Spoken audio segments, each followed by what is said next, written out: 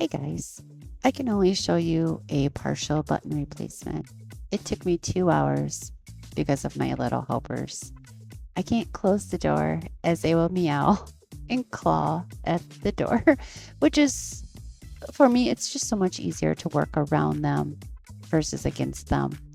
I had replaced a total of 10 buttons to finish restoring my winter woolly. This was in my basement coat closet for this exact reason.